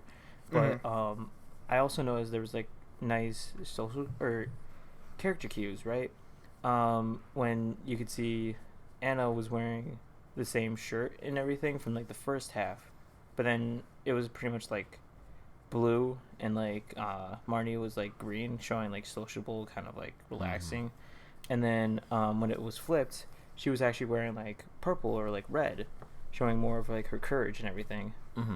Ooh, that's a good thing to pick up Color on. Theory. That's some that's some art. I know green in Japanese. Actually, it's funny that you mentioned that, because American color theory and Japanese color theory are very different. Really? Like, green is envy in America, but in Japan, because they're so tied with nature, green is actually more about like pureness, and I think it's about like being good, doing good, being one with nature, being a good person. Yeah.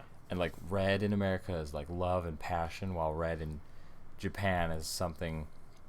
I don't want to say anything I'm wrong about, because I know it's different. Yeah. Specifically, like, color theory changes from like culture to culture. Yeah, absolutely. Like, I think like red means like courage, determination, and love in Japan. Where red here in America is like anger and like Usually, yeah. Anger, like, you know, warning or stopping or caution. And like also too, I think yellow was put in there, like the kid that was moving into the mansion as well. Yeah, she was very spry and sprungy, and like, yep, she was wearing a yellow dress. So little character design for you. There you go. Always think about color. Always look at the colors. I sure do. I'm colorblind.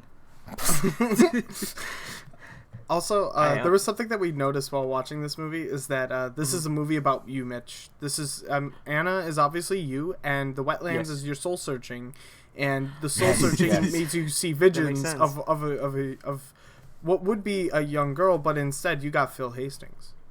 I got Phil Hastings, and I was like, and I love you forever, Phil Hastings. Don't leave me. And then he's like, I'm your grandpa. I'm your grandma. I'm surprised you're so willing to name drop Phil. Yeah, I don't. Shout out to Phil Hastings. You changed my life forever. Thank you.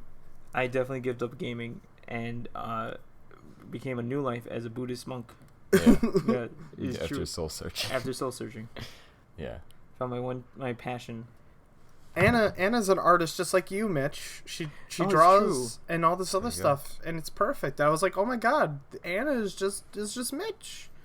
They're one and the same. Yeah, it's just Mitchell, name redacted. Name redacted, even though I think I put my last name there. We could probably edit that one out, and probably Phil Hastings too. We could probably edit him out, and the other name drop that I just had, we could probably edit him out. I'm not editing nothing out. You think I'm gonna have time for this stuff? I'm keeping it raw. I'm keeping it as raw as can be. Awkward break. At this awkward inside joke break. Yeah. Welcome back to the show, everybody. I think we should probably get to doing final thoughts on Marnie soon. Yes. Yeah. Is there anything else we want to talk about with it? The characters in this one were like the side characters. I mean, we're definitely more of like as they are like side characters. They weren't really there, but they definitely helped. They were like supportive. Yeah. Metaphorically and actually. For Anna, and they were like nice. They were like little calm. They were like little droplets of personality in there, and you're like, ooh, I like that. I like that little personality you got. I love the American cast. Really gave a lot of personality to the characters, and I love that. Yeah. Like John C. Reilly was perfect. Unfortunately, Mitch and I watched it subbed on our legal anime sites. Ryan and I watched it dubbed when I was back in Buffalo, New York. On an illegal DVD players. On a legal Blu-ray. DVD. Illegal And, Blu-ray. I loved the American cast for this movie. Mm-hmm. It was very good. Yeah, So- I agree. So final thoughts. What did you think, Corey? I thought this movie was a lot of fun. It was a lot more serious of a movie and definitely had a more emotional weight to it. I didn't end up crying, although I know Ryan at one point cried watching this movie. But I did think that the movie was a little slow paced, but in a good way.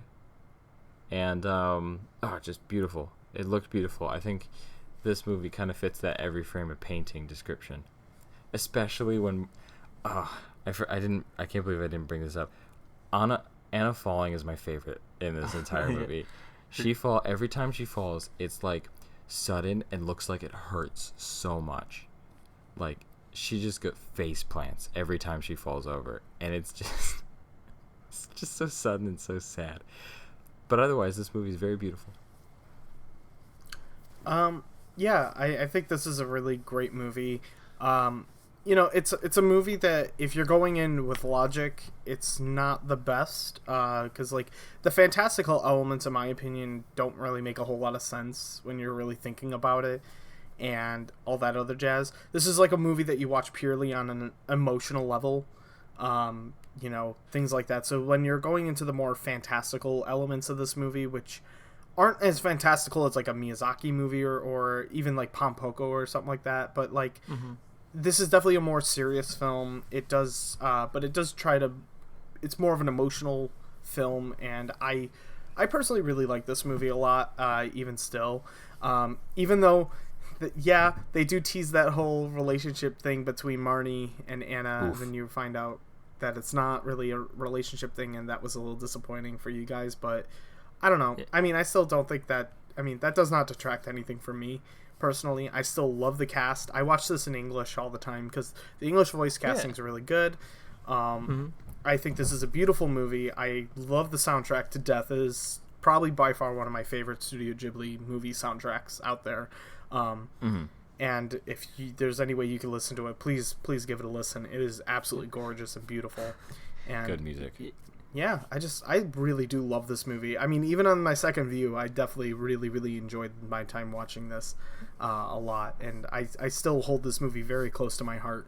So I will always, always, always recommend this movie to anybody who hasn't seen it.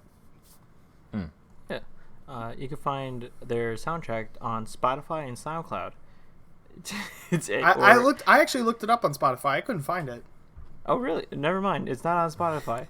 It could be somewhere at your local record store, wherever those be. Probably near the Blockbuster in S5E3 I was talking about. Maybe it's secretly in the back of a Bed Bath & Beyond. You just didn't know it. Just like in the movie Click. Section. Yeah, you just gotta like shuffle some pillows, and it's like, there it is, the soundtrack. You're like, yoink. Yoink. That's gonna be for me. Delicious orchestrated music. Yes. But I would say my final thoughts are, it's a very lovely movie. It's definitely for those people who are going through some rough times, or if they're not really finding themselves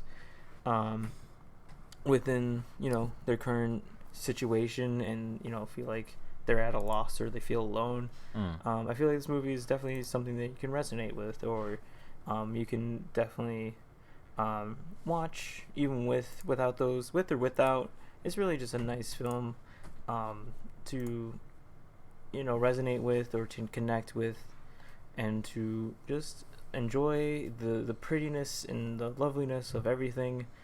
And I would give this movie a grandma shipment out of 10. God damn it, Mitch. I hate it. Stop. Yeah. I didn't say nothing. I just said, you gotta just ship grandma. You gotta put her in a box. You gotta put a little UPS label on it. Didn't say who to ship her with. Yeah. Anyways, FedEx, UPS, UPS, USPS. any. Not sponsored. Speaking of delivering, speaking of deliveries, and Oh, Yes. segue. Yeah. you're welcome. Ooh. That was a good segue. I like that. That was good. Oh, yeah. Yeah. I'll give I that don't know segue. You didn't see it, but I dabbed. I'm giving that a freaking 10 out of 10 on that segue. That was a good That one. segue. Yeah, Do good. I'll give a segue a Out of segue. 10. the segue awards. Yeah. I think we should start documenting every good segue we do. Yeah. Yeah, just announce when the segue was good all Yeah. the time. So the next movie is Hayao Miyazaki's film Kiki's Delivery Service from which came out in 1989. And it's based on a novel from 1985. And it's a coming-of-age fantasy film / slice of life story about a young witch who is leaving her home at the age of 13, whopping 13. I mean, you know, didn't you just leave your parents at age 13 and just decided? I mean, Ash left home at 10, so she's a little late to the party. Yeah, she was like, she was staying there for too long. She was like bumming on the couch, be like, she's like, when are you gonna get a job? And he's like, shut up, mom, looking. Exactly. See, we've all been there. So at age 13, she leaves her family's home. She travels to whatever areas or towns or villages or whatever or cities that are around and tries to get a job. And essentially, she finds like this bakery where she meets this woman who's pregnant and stuff like that. And she offers to deliver goods for them. And it's essentially, that's really all about it. And it's just the day in the life of Kiki. And just the things that she does around town and the people she meets. And she's just doing her delivery service and just trying to get situated in this new city. Which, very relevant, especially for you, Corey. Getting, traveling and trying to get yourself settled into a new location that you're not familiar with. I was gonna make that point too. I was gonna like, so Corey, what do you think of this movie considering you moved to California? Well, I mean, moving is a huge thing. Like, she takes it really well in the movie, if I remember. Moving is like pretty like exciting for her. But there is a part of the movie where she does get like depressed because things don't always go out how you expect. Things you kind of maybe with the big change lose sight of what you're doing. And I mean, in the movie, she has like to find her new goal, re-find her like inspiration for like being a witch. And kind of like me, there's been points where I'm like upset about moving and didn't want to do it, but I mean, now that I'm out here, I think I'm finally getting a stride. I think I'm finally finding some people. Definitely working towards finding work to like get an apartment and slowly start working towards movie making, the stuff that I want to do. But I mean, like just today, I got a opportunity to apply to a soap shop. A Universal Studios City Walk has a soap treat, bath treat, I think is what it is, soap store, and they're hiring. So I was like, you know what? While I'm looking for film work, looks like a great job. This looks like an awesome job. Good smells. Shout out to the City Walk bath place. Please sponsor us. You can have the P.O. box. We have a guest on the show. And they 555 start taking over Oh the Baby, sponsors. a triple road at California Boulevard, New York, 14268 10 12 6 7. But yeah, I think moving could be scary, and there's a lot of ups and downs that go with it. Yeah. So, did you also fly around on a broom and deliver things like a Postmate? No, but much like a broom, I flew around in my car. Oh, yeah, that's right. And I delivered my body from New York to California. That sounds like prostitution. Yeah. I think that's. I think it fits. I think it works. Yeah. I think it was a good use of that term. Am I Gigi in this scenario? Yeah, you're the cute cat that I can't talk to anymore. Yeah, I'm Billy Crystal. Wait, who? No, that's Phil Hartman. That's Phil Hartman. By the way, rest in peace, Phil Hartman. He's super dead. Rest in peace, Phil Hartman. Yes. Yeah, he was a good boy, and but yeah, he plays as Gigi the cat, and Kirsten Dunst plays as Kiki, which is kind of weird. Huh. Wait, really? Yeah, Shit, I didn't know that. Kirsten Dunst plays as Kiki in the English version, the Disney version. So Yo, John C. Reilly, Michael Keaton, now this just blowing my goddamn mind here. I mean, the thing is that Studio Ghibli movies are, I mean, they're all produced by Disney, and Disney just brings, like, actual legitimate actors and just says, hey, play in this anime movie, and they're like, okay, and they just do it. So, like, that's why, like, it's, like, really bizarre how, like, good these, like, the voice acting is in all these movies. Yeah, they're done by, like, super good, like, voice actors. Some, like, some dubs, like, recently, like, and they're like, what are you doing over there? And you're like, no, get out of here.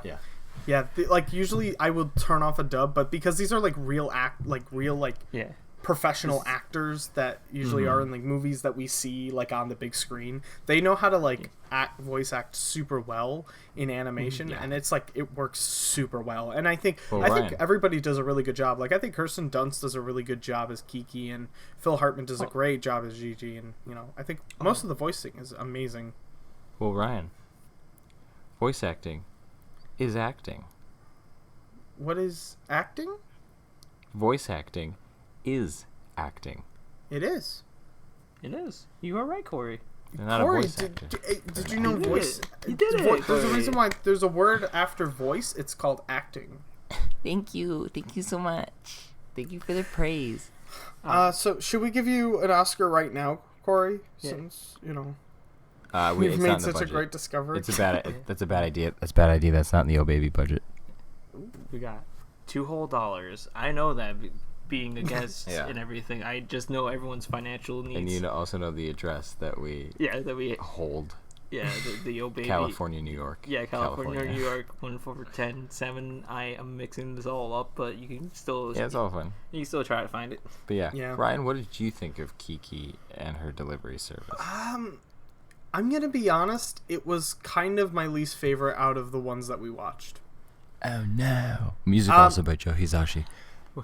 But to say it was a bad movie would be a shame, because it's not a bad movie. Had to drop that in there. It's just a little slow. It's just definitely, like, it's very cutesy. It's very slow. It's slice of life, and if you really like the way that sounds, it's like more of like an aesthetic film than it really is anything else. It's just like you just enjoy watching this girl fly around on a broom doing things and just talking to people. If you think that sounds great, then you'll probably really love this movie, and that's great. I think it's, like, pretty good, but overall I would say out of all of the movies we watched, it's probably my least favorite, because it's just a little slower for me personally. But I mean, it still has a really nice aesthetic to it. I still really enjoyed, like, the landscapes, and I love the, like, design of, like, the towns and the village. It felt like an old Germany, or like a, you know, very European town, which I really enjoyed that. I don't know why. It just made me go, wow, that is wonderful, just really wonderful. So yeah, you know, it's a cute movie, it's a sweet movie, but, you know, it's not like one of my all-time favorite Ghibli movies, and it's probably, like, my least favorite out of the list of ones that we watched tonight. I mean, not tonight, but, like, you know, over the time before we recorded this. Right. We actually just watched this all in one go, and then we just press record. And then yeah, of course. That's how it always goes. We just play all 4 movies at the same time. We had, it's like all, like 4 different. You know, it's like the we have 4 TVs. Yeah. Oh, I was thinking like PS2 era, where it's like, you know, it has these, like, small screens that everyone had to like squint their eyes to, like, see what's going on in their, like, little corner. Yeah. Like for multiplayer games. Yeah. Yeah, it's like that.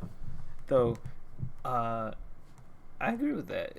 I think it does play well, where it's like it definitely sets up a lot of things. Like, it sets up a lot of characters that Kiki recognized or talked to once, and then kind of came back later in the film, which I thought was really nice.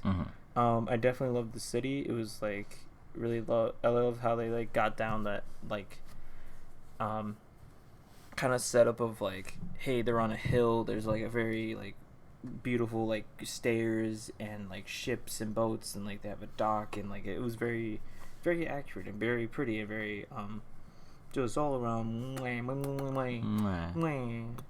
And then I think it is very like out of all of the movies, it's very just chill, just kind of like there's nothing like super crazy going on. Like I mean, there's a pig flying a plane. There's Yeah. there's a girl finding herself through this small town, and then also like a tanuki killing a man with his nutsack. But like Kiki was just like Righteous. Kiki's like, I'm early days Postmates or Uber Eats. You want your shit? You can give it to me. I'll deliver right to your door. Mm-hmm. Though, I really like the characters in these. Like they really nailed the characters in all of like their movies. I would say, and I also enjoyed how Kiki was, because it was kind of accurate to being in a new city, being from like, hey, you're in this small town, to, oh fuck, there's a lot going on. You don't know what the fuck is happening. Mm-hmm. And like how she interacts with like the kids similar to her age, along with like trying to be on her own and wanting to fit in, but yet couldn't really because she didn't have any clue what was going on. Yeah. That's it. That's it. That's all of it. That's all my final. That's my final thoughts, actually. All right. Corey, you sounded like you had a little history with this movie, so. I watched it when I was a kid, and it was probably one of those movies that my grandparents just got from the movie store, whether it was Blockbusters or it was the Blockbuster. Probably Blockbusters. And when you're a kid, you just watch a movie a bunch of times. You watch it over and over again. I did it with Spirited Away too, and Howl's Moving Castle. Oh, I love Howl's Moving Castle. I mean, Kiki's Delivery Service was just a movie that I guess we would kind of play. It was in the background while we were either watching it, and maybe it would play a second time, and we were probably just messing around playing. And so I've definitely seen this movie a couple times, but it's one of those things like when I was 8, so it's years ago I've seen this movie. And from what I remember, it was just a lot of fun. I remember wishing I could fly. Yeah. I remember wishing I could fly like the Kiki could and talk to animals. I always thought that would be like super cool, but I haven't flown yet. Yeah, you tried it a couple of times. Like you were just like kind of flapping your wings and just kind of like jumping off the roof. But I can talk to animals. Yeah. Yeah, they don't talk back. Oh, okay. I mean that kind of counts. You're halfway there. Yeah. I would think you're on your way to being one with the animals, and soon I'll find you naked in the forest. Hopefully not dead. No, I would say you're pretty much alive, but you'd probably be like speaking animal tongue at me. Probably I buzz. Like, buzz. Corey, it's me, Mitch. Buzz, sting. Oh no! Why is your elbows? It's just so pointy. So, yeah, just a little bit of history with this movie I have. Do you have any history with it, Ryan? No, this is my first time watching it. Oh, I've never seen this until just now, because I don't know. I've always known about it because there was like back when I used to like watch movies like on VHS and stuff like that, and the Disney movies I had. This was one of the trailers, was Kiki's Delivery Service, and I was always aware of its existence. I just never watched it until till now, because I just always like put it off to the sideline, just going, I'm sure I'll get around to it. And I knew it was kind of more of slice of life, and I know that slice of life isn't particularly one of my favorite genres, but I knew I would somewhat probably appreciate it and enjoy it because it's Miyazaki. So, but yeah, no, I mean, it's very sweet and enjoyable. So, yeah. I mean, it's surprising because I don't have a ton to say about this movie, but there's also like Tombo, that geeky boy. We haven't really talked much about him, but he's definitely a little bit more of the entertaining character, I would say, for sure. I like his like chemistry between him and Kiki. Kind of where it's like weirdly like she just kind of hates him and just kind of put off by him, and then she's just like, oh my god, he's so cool and I like him, and like they actually have like a really good decent friendship, which I thought was kind of nice. And I liked like I liked him as a character a lot. So well, they do a good job of building that, because you end up liking the kid, and then at the end of the movie, he's in big danger. Yeah. So it makes sense that, you know, you as the audience member like him, and you're like, oh no, I sense the danger because I like him, because like Kiki also likes him. So, you know. Yep. Not to mention, like, it was a great build up to, like, their friendship. I think. Yeah, friendship, I would say, and like how it was just like he was just like, "You get out of here," and Dom was like, "But planes though." Yeah. And it was kind of a nice like, "Oh hey, you're kind of cool, man. You figuring out how to build a plane with your feet? Sure, with your feet. Yeah, it's a feet plane." Yes. And Miyazaki also keep it in tone with his plane fetishism. You know, because he's got like Quentin Tarantino. Yeah, with feet. Tarantino and his feet fetish, Miyazaki and his plane fetish. You know, because like in this movie, obviously Kiki's flying on a broom, and then he's got this kid who literally Tombo makes like a plane with a bike, and then he's also fantasizing about the Zeppelin, and I'm like, okay, we get it, Miyazaki, you love aeronautics and flying machines. Like, we get it. They're love flying. It's like, it's honestly, it's like me and trains. It's like I've recently garnered a big love for trains. Don't know why. Are you just gonna write a train in every single one of your movies then? Well, that you ever make? It's working. That's how it starts. Is I years ago wrote a play about a guy waiting for a train at a train station, and then I decided I was gonna make a D&D campaign about a ghost train. And then recently I wrote a radio play that takes place on a train. There you go. See? I don't know why I love trains. Is that why like we parked it on a street in Los Angeles, and there was a train going by, and you're like, I need 5 minutes. Just stay here. I gotta do something. I did not go to the bathroom to whack off to a train. I didn't say that. You just said I gotta go 5 minutes. Gotta take care of something. Anyway. Oh my god.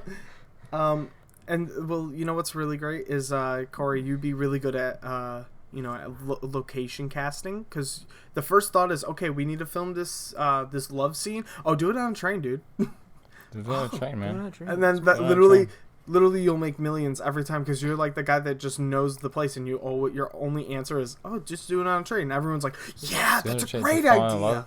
They fall in love really hard. Their love is moving at the speed of a train. So just like making out with a train, the world's passing them by.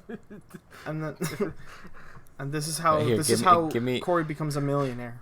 Give me a scenario, and I'll find a reason that it needs to be on a train. Bathroom. I'm trying to make it a real doozy. Say it again? Someone's got to take a wicked poop. I need to hear that one more time. He's got to take a wicked poop. Well, it's obviously needs to be on a train, because when you get a tense scene, because say this character might like need to but can't because of things that are beyond his control, you get more enhanced when you realize that he is Jake Gyllenhaal, and he is stuck in a time loop, in an 8-minute time loop on a train. That time in loop Chicago becomes a time poop. Am I right? You're right. Yeah, when you're right, you're right. Dang. That's a terrible reference to the movie Source Code. Source Code. Gotta love that Source Code reference that nobody knows, because that movie nobody saw it. Okay. Source Code, in my opinion, was a very good movie. Oh yeah, no, it's awesome. I love that movie. It's really good, really underrated. But we should probably do final thoughts. Yeah, I guess so. Now we're talking about Source Code over here, so. Getting so lost in Source Code, I forgot what was going on. Should we do like final thoughts on all the Ghibli movies? Kiki, and then all of them. You did your final thoughts on Kiki. Yeah, I'm finished with mine. I thought it was. When I was young, I thought it was a fun movie. I always wanted to fly. Well, I guess I'll do it. I guess. My final thoughts, I guess, on Kikis is it's a great movie. It's enjoyable. It's wonderful. I give this a Source Code movie out of 10. So, Just kidding. Additional final thoughts.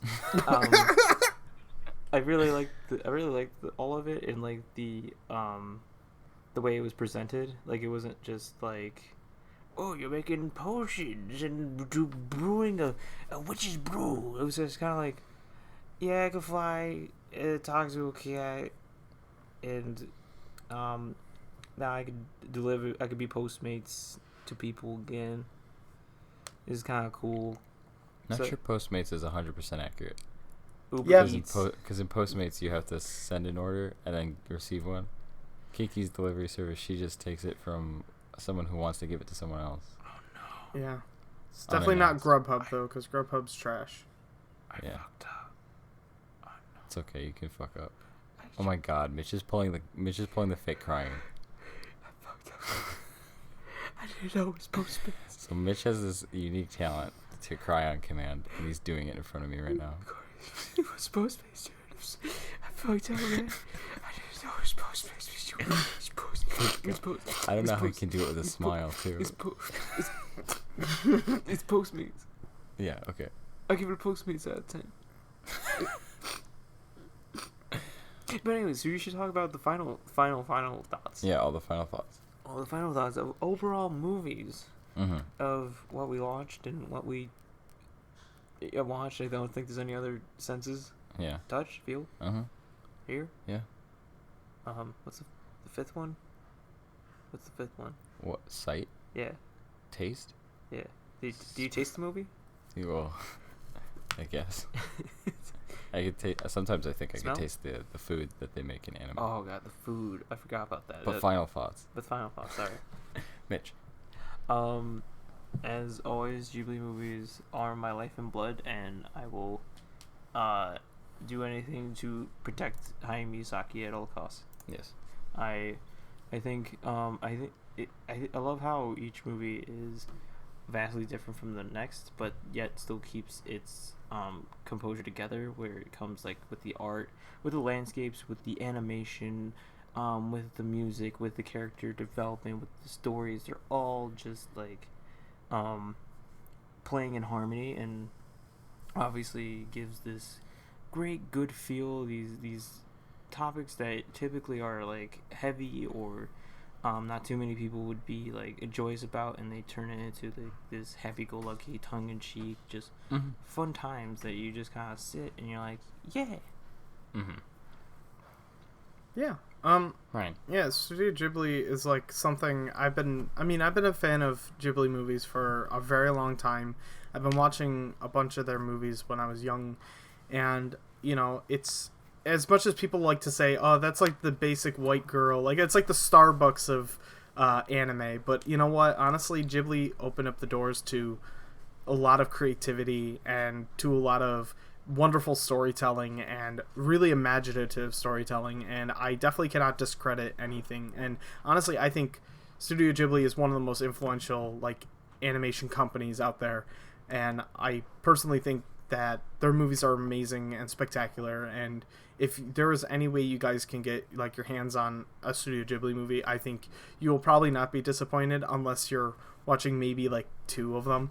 I will highly recommend not to watch Goro Miyazaki movies, because Hayao Miyazaki's son decided to make movies and they're not good.